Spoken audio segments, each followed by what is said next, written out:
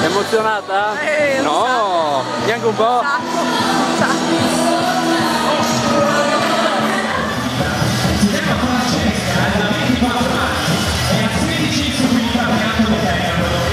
Oggi è la giornata dedicata alla Charlie Partner della Provincia Paola, l'associazione Sofia Onlus per gli aumenti tra Atlantico e Veneto e con malattie epatiche e intestinali. Il primo servizio quindi di oggi è affidato alla nostra Francesca.